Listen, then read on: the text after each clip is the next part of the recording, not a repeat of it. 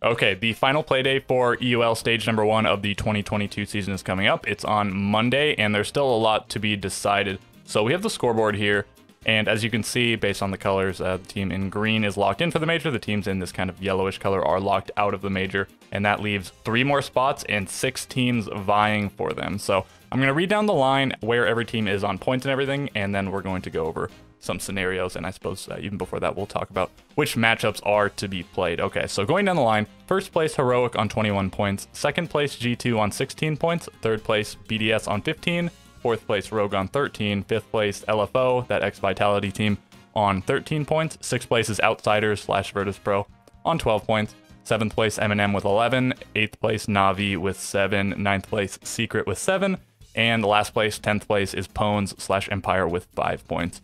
So again, these bottom 3 teams, they can't bust into that top 4. You need to make it to top 4 to make it to the major. That's how that works. The top 4 teams from each stage get to attend the major, and again, Heroic are not only locked into going to the major, but also just locked into first place. There are only 3 points left on the table for any given team, so even if their closest competitor G2 gets the full 3 points, that's 19. That's enough. That's not even enough to catch them if Heroic were to get 0. So right, they're locked into going to the major and being the first seed for EU at the major. So let's scroll down and take a quick look at what the matchups are, just to put things into context. So we have Pones versus LFO, Outsiders versus M&M, BDS versus G2, Heroic versus Rogue, and Secret versus Navi. So this one's important in that it sort of gatekeeps Empire towards the bottom, and this one's especially important because the winner just gets second place, and it also sort of gatekeeps some of the other teams from certain positions, and we'll talk about that when we get to it. Okay, so let's go back to the scoreboard, and we'll go down the line. I'll talk about the least interesting scenarios, and I guess that is for the teams that aren't still trying to make it to the major. So we'll start with Heroic, and I mean, there's nothing to talk about. They're just locked into first place. So no matter how well they do, how poorly they do in this last day, they will be in first place. You do want to get more points to avoid relegation down the line. Probably they're not getting relegated with this many points in stage 1. But then also you want to get more points so that you can go to the EUL finals, which they're not guaranteed for by any means. They just have a better head start than any other team. Okay, so we'll talk about Navi, Secret, and Pones. And actually, before I talk about the scenarios, let me go down the line and say what placements any given team can get. So we'll get back to those guys in just a second. So Heroic locked into first place. G2 can get anywhere from 2nd to 5th. So 2nd, 3rd, 4th, those are all good enough to make the major, but it is still possible for G2 to miss out. BDS can get 2nd through 6th. Rogue and LFO can get 3rd through 6th. 3rd through 7th for VP, and 4th through 7th for M&M, and then Navi 8th through 10th, Secret 8th through 10th, and then Pones 9th through 10th. So they're in 10th place, they can get up to 9th place. Okay, so one more time, let's talk about Navi now. And I'm just going to talk about the best possible placement any given team can get. So I won't talk about every scenario for every team making the major, but this is just one scenario where they get their highest placement and thus make the major, but again, not applying to these lowest teams. So in order for Navi to get 8th place, they just need to beat Secret. That'll guarantee them above Secret in points, and then that's also enough points to be above Pone. So right, even if you win in overtime, you get 2 points, and that's 9 points. These guys can only go up to 8 points, so that just secures them 8th place. Same thing with Secret. If they win versus Navi, then they will get 8th place. And then Pones, they're fighting for 9th through 10th. If they win their game, they're not necessarily even in 9th place. It depends how Navi versus Secret goes, and then I suppose the round differential and whatnot for the Pones game. So they need to win, and then they also need to surpass Secret or Navi, one or the other. It can't be both on the tie breaks, which would be round differential, and then head-to-head if they somehow end up tied on round differential and points. Okay, so that's those guys out of the way. Let's start with G2, and we'll work down the line. Okay, so G2, right, they can get 2nd place. In order to get 2nd place, all they need to do is beat BDS. So whoever wins out of these 2 teams gets 2nd place. It's simple as that. If BDS wins, they get it. If G2 wins, they get it. And you can see this by the round differential and the points. So the worst, or well, the closest scenario, I suppose, if BDS wins in overtime, they would get 2 points and G2 would get 1 point. This ties them on points both at 17, but BDS would either get +1 or +2 round differential, depending on if they win in round 14 or 15, and then G2 would get -1 or -2. Let's just say a -1. So G2s would go down by 1, going to +7. BDSs would go up by 1, up to +8. That's just enough to pass G2, even if they ended up tied, because in this scenario, BDS wins, they would have that final tiebreaker, but okay, that doesn't even come into effect. So once again, winner of these 2 teams just gets 2nd place. So that is how either of them get their highest possible placement. And then, all right, we have Rogue and LFO. And this is where things get kind of convoluted. Hopefully I don't make any sort of error in explaining this.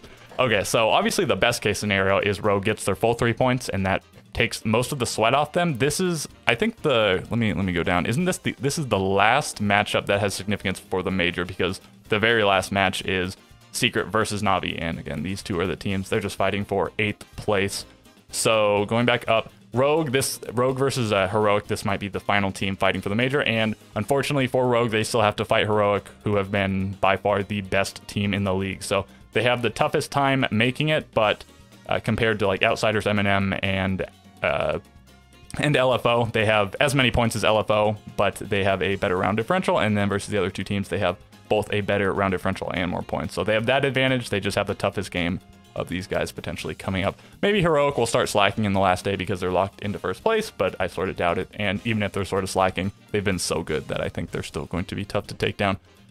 Okay, so right, say that they get the 3 points. Also consider they can't, it's possible if they just get 2 points, they can still get that 3rd place, and I'll address that in just a second. So they do need to, regardless of how many points they get, remain higher than LFO by way of either points or tiebreak. So if LFO gets the full 3 points earlier, then Rogue needs the full 3 points, and then they also need to be above them on round differential. I think Rogue beat LFO, so even if they tie on round differential, they have the head-to-head beyond that, but they also +2. So probably if Rogue wins and is on as many points as LFO, they'll probably be ahead of them, but not necessarily. So they do need to remain above them in some fashion. And then that leaves the BDS G2 result. So because there are 3 points to be split between these two, you can see that Rogue cannot pass them both. So they can pass G2. If G2 gets 0 points, then that would mean BDS gets all 3. And then Rogue passes G2 on the round differential. So, I mean, if G2 lost in regulation and Rogue wins in regulation, that probably is what would be, that is probably what would happen. And then you could also have BDS getting 0 points or 1 point, then Rogue can get 16 to tie them or beat them. And then if they tie them, of course, also need to beat them on round differential. But if Rogue also gets, if they only get the 2 points and they remain above LFO, Outsiders, all these guys, then they need BDS to get 0 points. So a few different ways they can get 3rd place there, but probably if they win their game decisively, then probably they'll get 3rd place. But not necessarily, because there is still a way. Okay, so if BDS beats G2 in overtime, then Rogue cannot pass either of them because they'll both be on 17. So that is the one result they really don't want to see, I suppose. Other than that, yeah, 3rd place and potentially even 4th place is within their grasp. LFO's is pretty similar. They need to get 3 points or potentially 2 points, could also work for them, versus Empire. So they have, I guess, like the easiest opponent in the league because they're in 10th place, whereas Rogue has the toughest opponent, Heroic, in 1st place. So again, 3 points or maybe 2 points. They need to pass Rogue on points or tiebreak. So, right, they're on the same number of points, so they need to have a better result in their game. But if they don't have a better result in terms of points, then they need a significantly better game in terms of round differential, because they do have to pass them because they are losing on the direct head-to-head. And then I think it's pretty much the same thing in regards to G2 versus BDS, but there's also a few more considerations because they are lower on round differential, LFO that is. They won't even necessarily pass one of these two teams under some of the same circumstances as Rogue.